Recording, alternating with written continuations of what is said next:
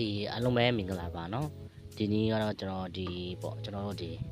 Gmail ကောက်ပေါ့เนาะကျွန်တော်တို့အခုခေတ်မှာဆိုလို့ရှိရင်အလုပ်တစ်ခုလုပ်တဲ့ခါမှာ Gmail ကောက်ကအရင်ကမှအရေးကြီးတယ်ပေါ့เนาะ Gmail ကောက်ရှိမှတလားကျွန်တော်တို့ကတစ်ခုခုကိုကျွန်တော်တို့ကလုပ်လို့ရတာဖြစ်တယ်ဒါကြောင့်ဒီနေ့ကျွန်တော်မိတ်ဆွေတွေကို Gmail အကောင့်ဖွင့်လေးကိုလာရောက်ပြောပြပေးမှာဖြစ်ပါတယ်เนาะကျွန်တော်တို့ Gmail ကောက်တစ်ခေါက်ကိုကျွန်တော်တို့ကစဖွင့်တော့မယ်ဆိုရင်ကျွန်တော်တို့ကတော့ပေယာကိုရဆုံးကျွန်တော်တို့တောလေးဆိုတော့ကျွန်တော်တို့ကဒီsetting ပေါ့နော် setting တွေကိုကျွန်တော်တို့ကအရင်ဆုံးဝင်လိုက်တယ်setting ကိုကျွန်တော်တို့ကနှိပ်လိုက်တယ်ကျွန်တော်တို့ဒီ setting တွေကိုရောက်သွားပြီဆိုလို့ရှိရင်ကျွန်တော်တို့ကဒီမှာ Google ကိုပြင်ရှာတယ်ပေါ့နော် Google software ကိုဒီမှာเนาะဒီမှာကျွန်တော် Google ကျွန်တော်တို့အဲ့ဒီ Google ကိုကျွန်တော်တို့ပြင်နှိပ်လိုက်တယ် Okay နော် Okay Google ထဲဝင်သွားပြီဆိုလို့ရှိရင်ကျွန်တော်တို့ကOkay ဒီပုံစံအတိုင်းဖြစ်လာပြီဆိုလို့ရှိရင်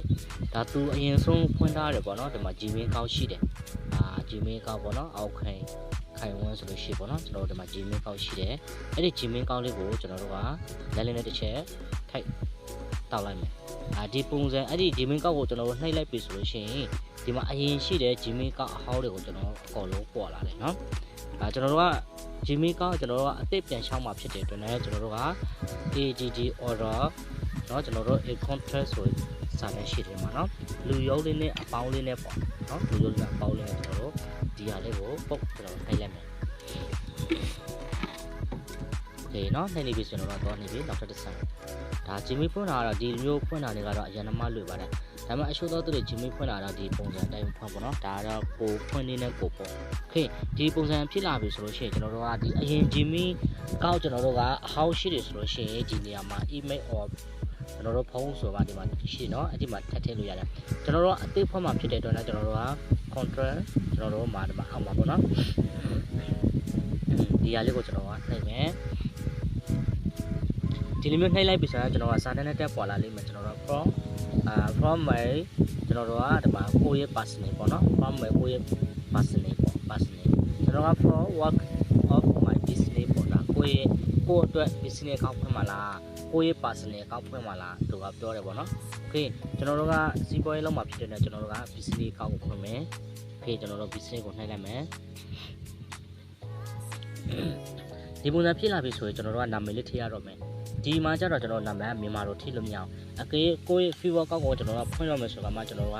မြန်မာလိုထည့်လို့ရတယ်ပြောင်းလို့ရတယ်နော်ခေတ္တကျွန်တော်ကနာမည်ထည့်မယ်ဒီမှာကျွန်တော်တို့နာမည်ပဲနာမည်ထိုးတယ်ထည့်မှာလဲဆိုတော့ကျွန်တော်တို့ကTHAN တန်ဒါဆိုကျွန်တော်တို့ကဥမာတန်းဆိုးနိုင်လို့ထည့်မယ်ဆိုလို့ရှိရင်တန်းဆိုးနိုင်ကိုကျွန်တော်တို့ကဒီမှာSOE ဆိုတန်းဆိုနိုင်ကိုကြတော့ကျွန်တော်တို့အောက်မှာထည့်ရမှာဖြစ်တယ်NAIN ဒါဆိုကျွန်တော်တို့ကနာမည်တစ်လုံးဖြည့်သွားပြီဆိုရင်ကျွန်တော်တို့ next ကိုကျွန်တော်နှိပ်မယ် next ရောက်သွားပြီဆိုလို့ရှိရင်ကျွန်တော်တို့ကဒီမှာသူ့ရဲ့ရက် date ပေါ့နော်သူ့ရဲ့မွေးသားကြီးတကယ်ပေါ့နော်ဒီမှာရက်ကိုထည့်မယ်ကျွန်တော်ကရက်ကဥမာကျွန်တော်က9ရက်ထည့်မယ်ဒီမှာလပေါ့နော်လကကျွန်တော်တို့ဒါဘယ်နှလထည့်မှာဆိုတော့ February လထည့်မယ်နော်2လပဲပေါ့ခုနှစ်ကကျွန်တော်1998ကိုကျွန်တော်ထည့်မယ်ဒီမှာကြားမကိုရွေးမယ်နော်ကြားမကိုရွေးမယ်ဒါကြားလေးနော်ဒါကြားလေးပေါ့နံပါတ်2ကြောက်ပေါ့နော်ကြားလေးကိုရွေးမယ်ဒါဆိုကျွန်တော်တို့ဒီဟာကိုပေါ့နော်ကျွန်တော်တို့ကကိုဟာဖြစ်လို့ရှိရင်ကျွန်တော်တို့ဒါမှတ်လေးဖြစ်ပါတော့ကျွန်တော် screenshot လေးရိုက်ထားမယ်ဒါဆိုကျွန်တော်တို့ကရက်ရလရခုနှစ်ကျွန်တော်တို့ထည့်လိုက်ပြီနော်ပြီးကျွန်တော်တို့ next တော့မယ်နော် next တော့ပါမယ်ဒီ next တော့လိုက်ပြီနော်ဒါဆိုကျွန်တော်တို့ဒီမှာ Gmail ကောက်ပေါ်လာတယ်မယ်ကျွန်တော်တို့ဖွင့်ထားတဲ့ကောက်က Gmail ကဒီမှာကိုချက်တဲ့ Gmail ကောက်ကိုယူရတယ်ကျွန်တော်ကအပေါ်ဆုံးက Gmail ကိုလိုက်မှာဖြစ်တယ်သူက Gmail နှစ်ကောက်ပေးတယ်ပေါ့နော်ကျွန်တော်ကအပေါ်ဆုံးကတန်းဆိုးကိုကျွန်တော်ယူလိုက်မယ်အမေလေးချက်လိုက်ပြီဆိုတော့ကျွန်တော်တို့ကဒီမှာအောက်မှာ next ရှိတယ်အဲ့ဒီ next ကိုနှိပ်မယ် Okay ဒီလိုမျိုးနှိပ်လိုက်ပြီဆိုရင်ကျွန်တော်က password နဲ့ပဲထည့်ရတော့မယ်နော်သူ password တောင်းနေပြီဒါကျွန်တော်တို့ကဘယ်လို password ထည့်မှာလဲเนาะကျွန်တော်တို့ကဒီမှာပေါ့နော် password နဲ့ပဲ THAN တန် SOE ဆိုပြီးရင်ကျွန်တော်တို့ကကဏ္ဍလေးတွေထည့်မယ်969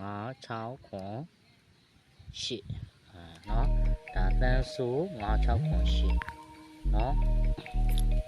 တန်းဆို968ပြီးရင်ကျွန်တော်အမက်ရှယ်လေးကိုဖြုတ်လိုက်မယ်ဆိုရင်ကျွန်တော်တို့ကပြရမယ်เนาะ Okay ဒါဆိုကျွန်တော်က list ပေါ်ပြီเนาะ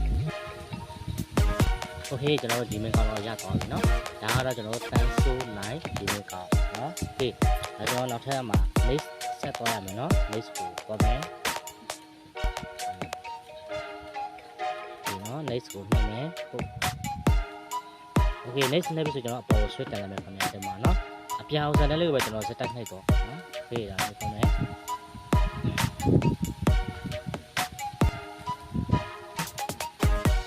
ဒါလည်းเนาะကျွန်တော်လည်းလေးကိုမကောင်းတာကျွန်တော်ဒီရကြော်ပြီဆိုတော့ကျွန်တော်တို့ Gmail ကောင်းတော့ကျွန်တော်ရပါဘူးเนาะ Gmail ကောင်းတော့ကျွန်တော်စသွားပြီတော့လည်းရည်မကောင်းတာဖြစ်ကျွန်တော်เนาะဒီเนาะတော့လည်း okay ရပါပြီเนาะဒါဒီလိုမျိုးပုံစံတွေရောက်ပါပြီဆိုတော့ကျွန်တော် Gmail ကောင်းတော့ကျွန်တော်ရပါပြီเนาะအဲ့ဒီ Gmail ကောင်းကိုကျွန်တော်တို့ကပြင်ညမှာအသုံးပြုချင်တယ်လို့ဟာအသုံးပြုရပြီကိုယ့်ရဲ့ flow ရဲ့အသုံးပြုမလားflow ကောက်လို့ကျွန်တော်ဖွင့်လို့ရတဲ့အချိန်เนาะကျွန်တော်ဒီလိုမျိုးဖြစ်သွားပြီဆိုကျွန်တော် Gmail ကောက်ရသွားပါပြီเนาะဒါကျွန်တော်ရက်လို့ရတယ်เนาะဒီပါအားလုံးဆင်ပြေပါစေเนาะဒီဗီဒီယိုဖိုင်လေးကိုကြည့်ပြီးလက်ရှိ Gmail ကောက်လေးကို follow အောင်ဆင်ပြေပါ